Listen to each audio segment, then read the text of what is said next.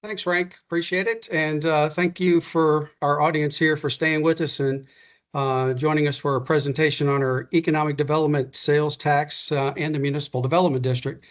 If you've got any questions through the program, please use the chat bubble and right at the bottom of the screen and make sure that Jake is able to share the questions with us. As Frank said, we're going to make sure we finish on time, so I'm going to try to limit this to 30 minutes. And I will probably pass some of the graphics that are kind of self-explanatory. Let's start with what we're going to be talking about in this part of the presentation. I'm going to give some background. Most people don't know about where the EDC started and some of the history on it. And those are really reflective of what happens later when we talk about the Municipal Development District, because a lot of the background with EDC affects that.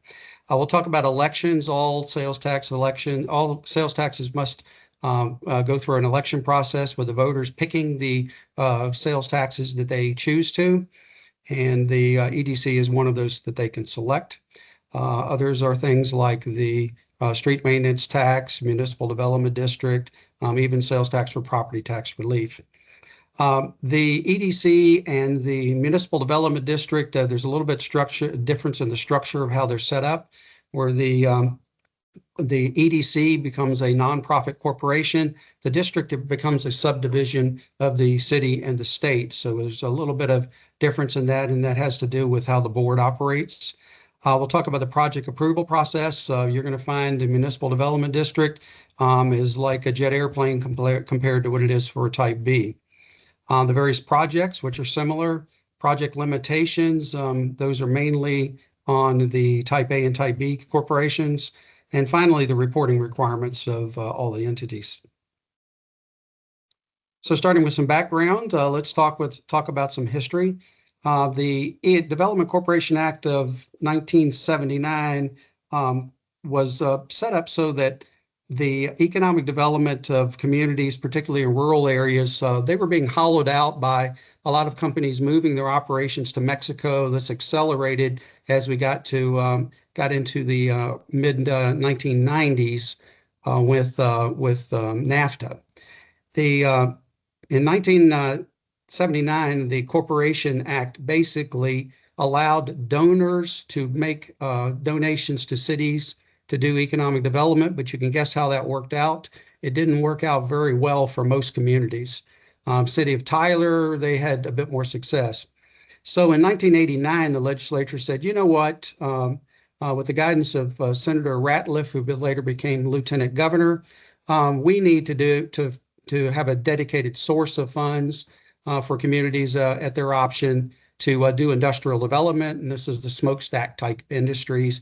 And that's what's dictated under Type 4A, which was later renamed 4A and 4B. Tax rates were set at 1/8 to 1/2 of 1%, and for both the Type A and the Type B. And then the Type B, of course, was created during that same session, which was because the city of Arlington wanted a baseball stadium. And so what we call is the 4B was created to add the ability to improve the quality of life of community, which is parks and open space improvements, building stadiums, and for small communities, they can actually incentivize retail directly with cash. And following that, it was about almost 2 decades later, they recodified the statute so it's easier to find. It was buried in the labor code. Now it's Chapter 501, 505 of the local government code. And then this is actually for all local sales taxes. In 2015, they eliminated those internal caps. So the 1/4 cent that was originally required for maximum for street maintenance tax, EDC was originally eliminated at 1/2 cent. All those internal caps are gone as long as the local sales tax does not exceed 2%. Once again, you have to go to an election in order to adopt.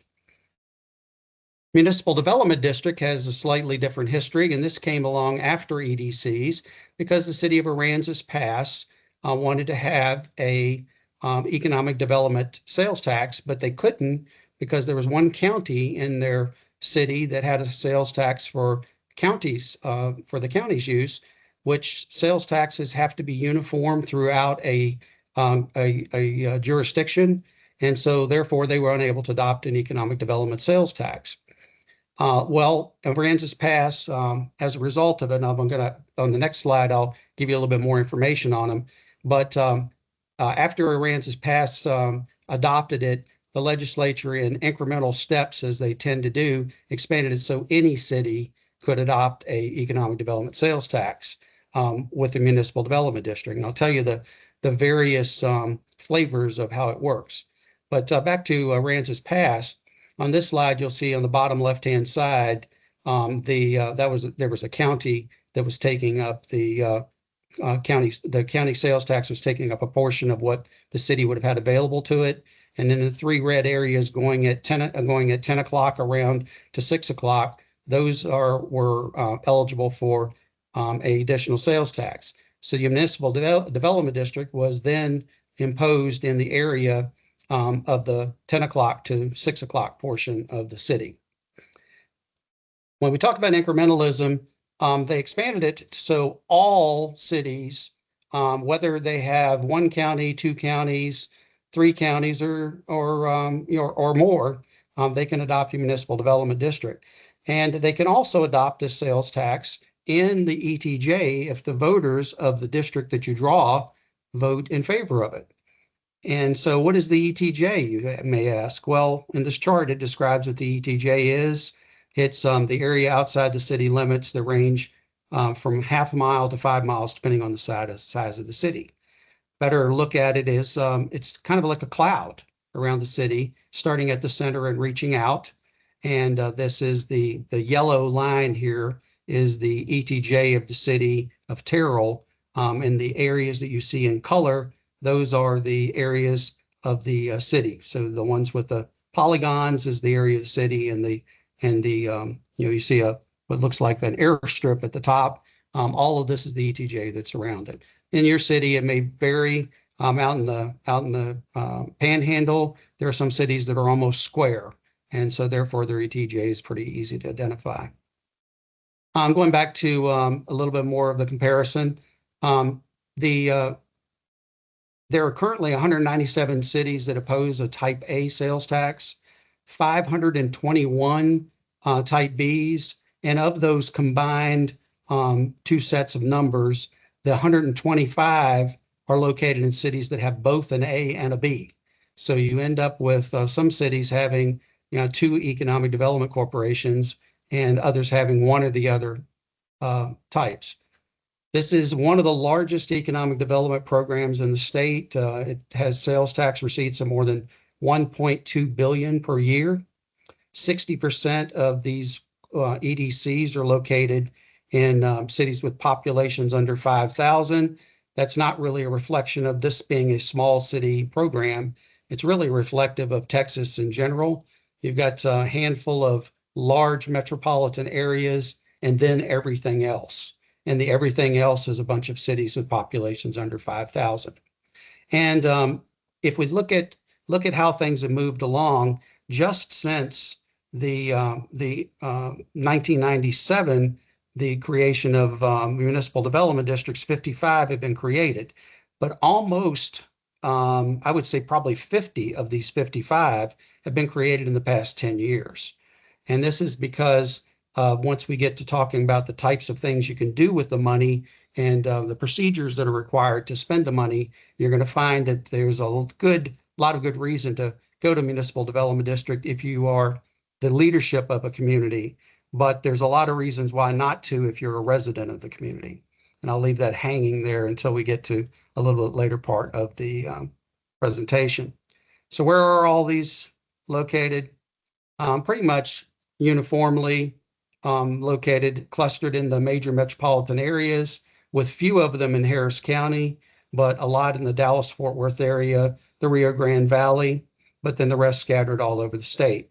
The concentration of Type B corporations on the right is in the Dallas-Fort Worth area, but much more numerous, but pretty much the dispersion is similar to what it is for Type A and B. And these are the cities located that have both type A and type B and same clusters, but you'll see there's just quite a few fewer that have have both types as compared to having one or the other. And as we get into the details, you'll find that there's good reasons for having A or B or both, and I'll get to that in a moment. Here are the MDDs, same dispersion, just much fewer numbers of them. So we were talking about the sales tax rates. The minimum sales tax rate in the state is 1/8 of 1%, so you can't make an increment smaller than that. There are a handful of EDCs that have a 1/8%. It depends really on how much revenue the city has available. If you're a big, gigantic city like Frisco, you could make an argument, or San Antonio for that matter, you can make an argument why a 1/8% works. But in most communities, you really see a minimum of 1/4 of 1%. Elections are required for every sales tax, whether it's to create, change the rate, or abolish. There is a provision in statute that allows a city to abolish an EDC and the sales tax, but not replace it with something without going to the voters. So you can abolish the EDC and the tax, but you cannot replace it unless you go to the voters. Most cities, they hold a resolution, hold an election that reduces one tax and increases another. So there's a process to go through when you're holding an election for a sales tax. It's city council needs to call the election on a uniform election day, which now is the first Saturday in May and the first Tuesday after the first Monday in November. And if the election is successful, city council enters the election results and the meeting minutes at the canvas 8 to 11 days after the election. And the results of the election, including the date, the ballot language, votes for and votes against, and the margin of victory have to be provided to the controller's office. We pride ourselves in being able to do math, but the statute says that you must provide us those three things. The ballot language, actually, I guess it's four: ballot language, votes for and against, and margin of victory. Then send these results to the controller's office within, usually it's, you have about 6 weeks to send it to us, but ultimately, if you have to send it to us in timely, which is up to 1 calendar quarter in advance of the date that it's going to take effect. And I'll have a chart that will show you what that is. But if you don't, then that will delay the implementation of the election. Also send us a boundary map, although this may not be necessary anymore. We do have GIS mapping, but send us a boundary map if this is the first time the city has adopted sales tax. Here's the calendar of the implementation. The election is held in May. You have to notify the controller by June 30th. And then on October 1st, the tax takes effect, means businesses will be notified by the controller so they can start collecting the new rate at that time. And then the first funding from the controller to the city pertaining to the new tax is in December. Same pattern for an election held in November. So let's talk about the structure. Structure of a type A. This is mainly for industrial development. Keep that in mind. And this is actually a provision that provided for those very rural communities that I mentioned at the beginning of the presentation, for them to be able to, create a board and do industrial type development. The number were at least 5. You could have more than 5, but you can't have fewer than 5 unless it's just a vacancy that's going to be filled at some point. They serve at the pleasure of the council, so council can giveth and council can take away at its own on its own merits and decisions. The maximum term, but you can be reappointed, is 6 years. So if the council decides that they want to keep you there for 6 years and you're willing to stay, they could reappoint you to another 6 years, or they could let you go after 2 days if you don't perform in a manner in which they think you should. And then the person is replaced in that case, whether for whatever the purpose of the vacancy, to finish out the rest of the term. And there's no requirement for membership. We recommend that they be a resident of the state. Certainly the country, planet Earth is going to be pretty much requirements. So, but type A has no specific requirements for residency. So it's going to be up to the council to determine. On type B, it's a little bit different in that this was created for Arlington to have a baseball stadium, meaning this was designed for a bigger city. So Arlington has a lot of people. So therefore, similar serving at the pleasure of the council, but 7 people on the board, not fewer than 7, and not more than 7. You can be reappointed to serve additional 2-year terms. Same requirements if council wants to let you go and replace you, they replace you for the rest of your term. 3 members, however, cannot be residents or cannot be city officials. Basically, you must be a resident of the city, and you must not be more than 3 of them residents that are not city officials. Let me repeat that. 3 members may not be city officials, so 4 could. City of Round Rock, as Frank and I both use them as example often, they have one that was mainly for transportation projects originally. So they appointed 7 members, 4 of which were council members. That makes sure that the board is going to keep in sync with what the council's decisions are on doing the infrastructure of building all the roads and streets that they ended up building with these funds in Round Rock. But 3 members must be people that are not affiliated with the city council or as a city employee. This is just giving the residents a check on it, but they do not have a majority vote unless the council chooses for there to be more residents and fewer council members on the board. You must be a resident of the city under this law, but if you're a population under 20,000, there's a different set of rules. And I use the city of Avant because they're a city that has an EDC located right on the border between Hamilton and Coryell County. Back when we created this presentation, I'm not sure if that's still true, but probably is. But the rules are kind of more complicated. So if you're a city with less than 20,000, you can live in Avant anywhere. You can live anywhere in Coryell County, which is anywhere in the county where most of the city's located. Or also, you could live in this circle, but you must reside in an adjacent county to the county where Avant is located. So if you live in the city of Star, you're out of luck because even though you're in that red triangle, which is within the circle, you're not in an adjacent county, so you may not appoint a board member to the Avant EDC from Star. Hey, Russell, we Yes. got a question from Cheney Gamboa. Any pro tips on managing a board that has 4 council members on it? Tread carefully because that means that they really want to be deeply involved, but you're going to want to be watching for things like conflicts of interest.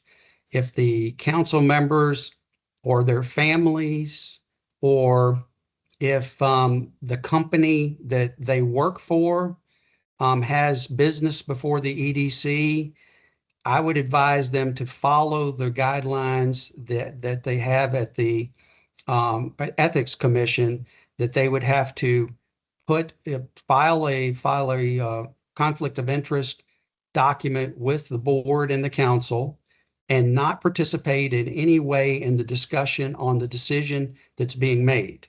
A better idea would for the council to have a guideline that have in the bylaws of the EDC that no board member can benefit from their projects. But if you're not going to do that, you must follow the special requirements that has them filing conflict of interest documents and completely taking themselves out of it. I'm going to go off a little bit off script just to say that there was a time back in I believe it was down in New Braunfels or in San Marcos, where the board members, were slapping each other on the back and going to the restroom, and there was a reporter sitting in the restroom in one of the stalls and heard them talking about this, even though that member was not supposed to be in any way involved in the decision making. So you have to be careful when you've got council members on the board. And the other thing is they obviously want to control things. And so if you're in any way concerned that the board is going to be independent, they pretty much have told you that it's not going to be independent by putting 4 council members there, unless it's a town of 93 people like Domino and they just can't find people to fill the spots. Hopefully that gives you the answer to the question that you're looking for. So we mentioned that EDCs are corporations. The first thing you have to do when you create an EDC, you've held the election and you create the EDC. And this even includes if you have an A and you later decide to add a B, you've got to go through this process for the B. Corporation name, bylaws, and certificate of formation from the Secretary of State's office. But one thing that people forget to do is file Form AP 204 with the Controller's office to make this corporation exempt, because it is a nonprofit corporation. This means this takes away a lot of the filing responsibilities that you have either with the IRS or the Controller's office. Particularly, you are exempt from taxes on the Controller's side, and on the side of the IRS, the main benefit is you file a small 990 report, which is used to be called the postcard, but now it's an electronic document. And it basically makes you exempt, and you never have to worry about filing this big ream of paperwork that other corporations in the state have to file. Board training. This is always a confusion, but the required training of the board members is only as follows. A board member must have 1 hour of Open Meetings Act training and 1 hour of Texas Public Information Act training, and this must occur within 90 days of appointment with the Attorney General's office. So in other words, this training is available on their website, or if you decide to send your board to the training that is not required but recommended, which is the paid training with Texas EDC, it's a day-long seminar, that part will also be included in the training for the other things. But board members are not required to have anything other than the open records and open meetings training. And we recommend you have more, but that's all the state requires. But if you're running an EDC, there is specific requirements for training for certain people. The executive director is the person that handles the day-to-day activities of the EDC. And then the other person would be the city attorney or administrator or clerk at the city.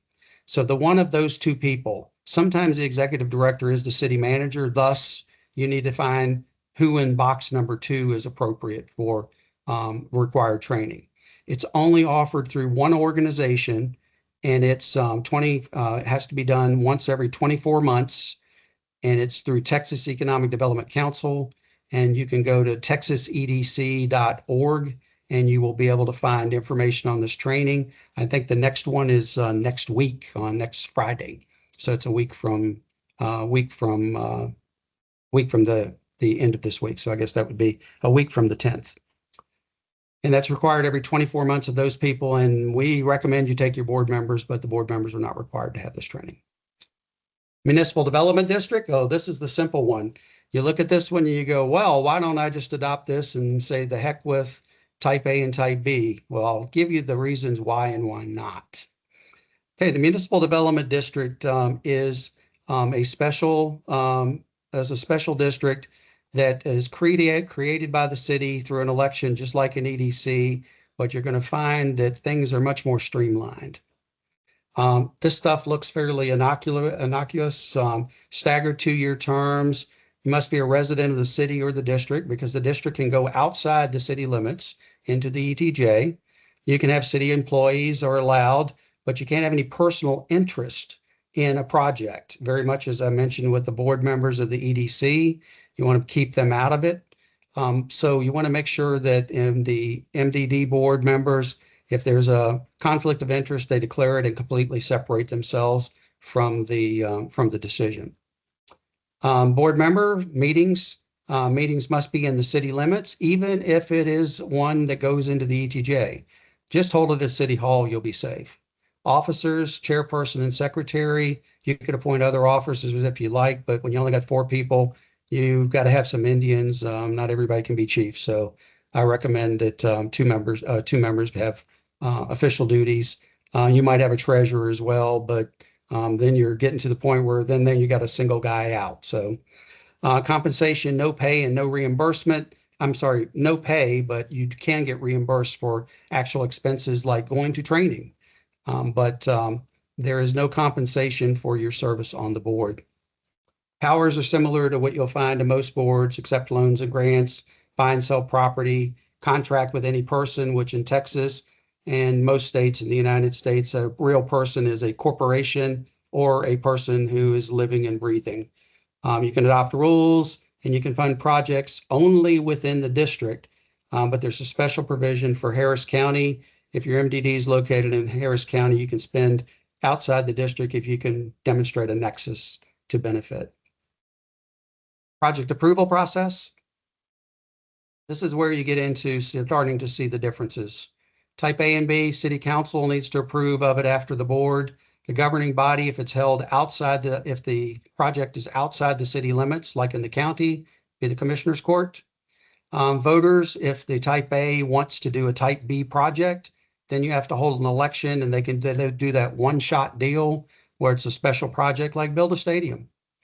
And the requirements of that provision for doing Type B projects is waived if the City Council wants to, and the population's under 7,500. So just keep in mind that small Type A's can skip that process, but they have to stick to all the other requirements of doing a Type A project. Type B, a little bit more restrictive.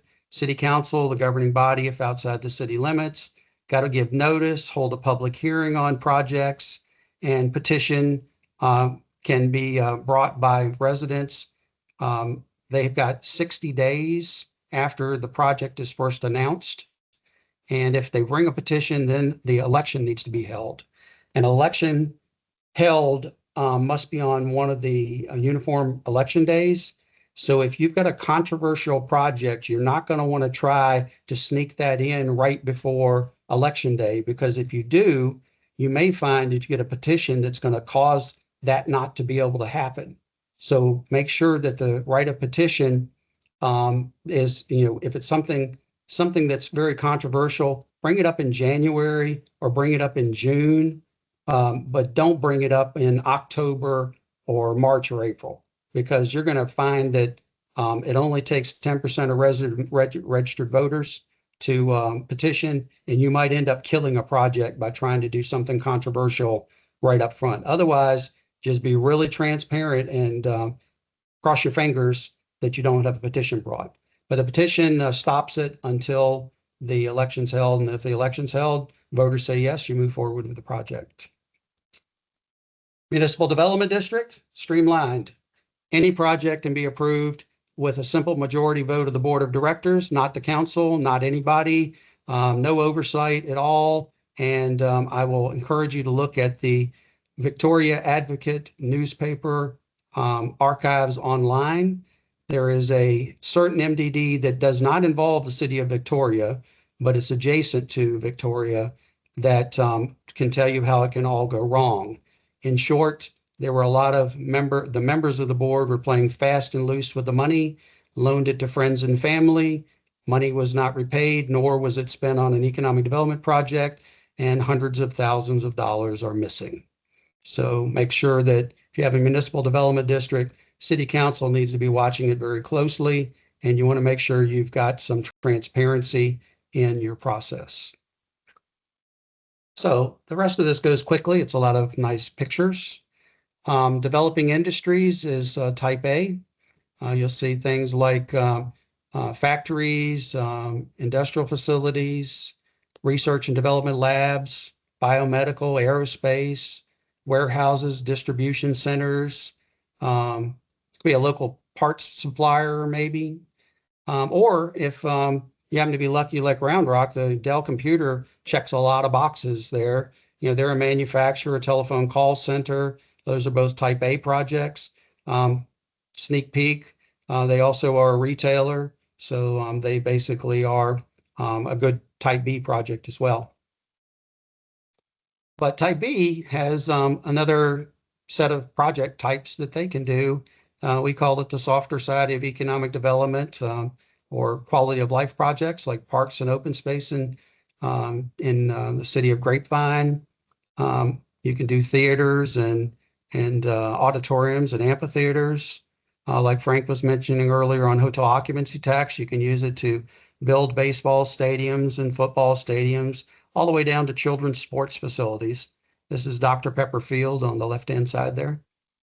You can do tourist convention and visitor centers like South by Southwest here. Round Rock, Austin doesn't have an EDC tax, but it's hard to find one that's a type B that I've got good pictures of. So that is a convention center. Finally, economic development is kind of what you decide it is. City of Buda was a tiny little town back when Cabela's approached them back in the I guess it's been 2 decades ago now, maybe a little bit longer. Cabela's came to them asking for incentives for building the Cabela's store, and the state got involved and put in transportation infrastructure and the like.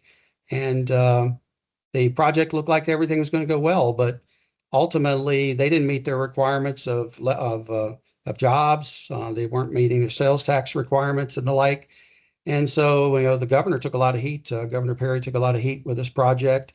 I'm sure the locals probably did too. But sometimes you just have to be patient. If you pull this camera back, about a mile and look at this area today, every major big box retailer is there. So sometimes you just have to wait for things to happen. You can find everything there, I think, except the Home Depot, which is north of there in Kyle. But every other big box retailer is there. But not everybody is fortunate enough to have Cabela's or be located on I-35. So it could be what you decide it is. And West Texas, a lot of people have 70-mile drive to a grocery store. And so if you're looking for an apple or a banana or lettuce, that's a long drive to get an apple, a banana, or lettuce. So you might consider doing an incentive to your local convenience store to provide fresh fruits and vegetables. Maybe make sure that a green grocer who's passing through your town on the way to El Paso stops in and provides these things to save your people from having to drive so far away. And if your town becomes a better place to live, it's likely to grow. And this might be one small thing you could do to make your community a better place. So just keep in mind, economic development is really what you want it to be, what your community is suitable for, and what incentives you have available to you to make it all happen. Now let's talk about the negative stuff. These are the things that the legislature put as limitations on your activities as an EDC.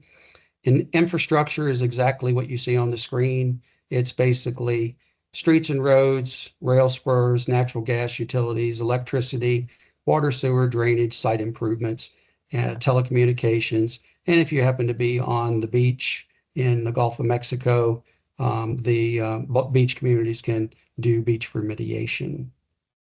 Primary job, this is a requirement of most type A projects. It's something that creates an export out of the community, usually a manufactured export, but it could also be it could be a biomedical, it could be mining, which in Texas that means oil and gas, or it could be agricultural products. Non-permissible projects, these are always controversial, and there'll be a lot of questions that come out of the audience on this, but what if? Well, the answer is still no. What if you've got a school that wants to do something good for the community by offering classes in welding? Well, no, educational facility that is tied to a school district cannot get an incentive from an EDC, even if they're doing a project for welding, or even if they are getting a road built across their property for transportation of students. No, The answer is always no. School districts are the wealthiest entity in your community. They're the entity that has the largest budget and has a tax base that's bigger than any other entity in your area, and the legislature has excluded them from EDC projects. If you want to do something like welding, you need to talk to the local junior college. Municipal buildings, this means police stations, fire stations, and city halls are prohibited from receiving funds, with the one caveat. You have a fireworks factory that wants to move into your town, and you've got a railroad track in town that has that passes trains several times a day, fire stations on one side and the fireworks factories on the other. You could probably build a fire station if the fireworks factory demanded it, but otherwise you can't use it to build municipal buildings, restricted under the statute. Sewage systems for the general public. This is not a local infrastructure for residents program. You can put in a sewer line for a business though. And residential street and construction repair is prohibited, but you could put a road from a major highway to a Walmart. That would be an eligible project, but residential benefit is not permissible. And a quick overview of the differences, type A versus type B. The MDD can fund a variety of projects related to promoting manufacturing and industrial production, just like type A and B. They can also fund type A projects plus all those quality of life projects that a EDC can fund, and can fund job training, targeted infrastructure, and promotion. So in summary, the MDD is a type B on steroids. It can do all the things that an A and a B can do, but it does have some limited transparency. Briefly, reporting requirements. The type A and B have reporting requirements to the state. Its annual reports due April 1st, and failure to report means we will exclude you from the biennial report to the legislature, and we could fine you up to $200. I can't imagine why it would be a problem for the 10 EDCs who have not filed yet for the most current year. We usually get them all, and this year we have 10 that are still outstanding and have very little time left. But all we want to know is who you are, what is your objective for being in existence, your revenue, your expenditures, and how much money you have in the bank. It takes 30 minutes to fill this out, and please encourage your staff if you find out that your report's not been submitted. It's that easy, and we really need those last 10 reports from those last 10 communities. What do we do with this information? Of course, it was for the legislature, but we've been nice enough to share all of this information with you, including the historical data that go all the way back to 1997 in the data dashboard, which I'll show you in a moment. But we also have executive summaries for the most recent 5 reports. So what do we do with this data? We put it in the dashboard, and this allows you to view and download in tabular form. Can display it in graphic form using bar graphs to compare specific EDCs with each other. But realistically, you're going to find that it's not really meaningful to have raw numbers when you've got EDCs of varying sizes and revenue. So sometimes it's better to look at it in form of a percentage.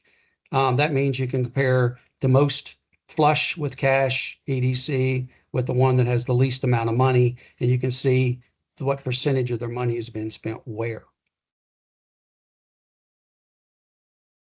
And so finally, a chart to share with you the differences between type A and B in a form that makes it very clear that type B has got a lot more transparency, but type A has much fewer projects and less required transparency. Most of the things they do is industrial related or streets and roads that don't typically have a lot of controversy, where type B might have controversy. So there's special provisions for extended rights of petition and waiting time for spending money. But the MDD, it kind of makes a little sense how the legislature designed it. It basically is designed to be like a type B, except everything can happen in 3 days. Where type B, you can stop something for 60 days. With an MDD, they can immediately, when the meeting's over, after the 3-day notice on the meeting, they can hand a check to a business, and then there's no requirement to report to the state what they did. If you have any additional questions, you can send an email to me at econ.dev@cpa.texas.gov. And of course, you can call us at our toll-free number. It's been a pleasure to work with you all here today and share this information. And I'll turn it back over to Frank to close. Hey, Russell, we did get one final question. Sure. And that's from Cheney Gamboa, and that is, as it relates to open meetings and public information, is this an annual requirement or only one time at appointment? Oh, the training. Oh, thank you. I'm glad you mentioned that. The training is only required for the regular training for open records and open meetings is once per appointment period. And so if you're appointed to serve a 2-year term each 2 years, you need, and when you're reappointed, you're required to get it. Now, the training for EDC, which is for the manager, the city manager, the city secretary, or the EDC director, that is once every 2 years, and that's simply because the legislature meets every 2 years and the laws change. So they want somebody from your EDC to get the training once every 2 years. I got a strategy for you. That if we're talking about the staff training, I would have one person take the training right after the legislative session. So, that's usually in September or October when we offer the first one, and then send the second person a year later. And what that is first of all, you've got the 1-year exposure for each one of these people. So there's always somebody that's got the latest, but there's a difference between how those are taught. We basically are going to tell you what the legislature did during the session that occurred in the year when you take it the first year after the session. So that's in August. We're still thinking about what's happened. We can tell you what the legislature said, but we're more likely to have the interpretation and have a real good understanding as to what the law changed and what it really meant the second year. So send somebody in October or November after the session, and then send somebody the next fall, the other person the next fall, so that you'll get the exposure to the interpretation of what happened. Thank you, Russell. One more question. Or we do have one more question.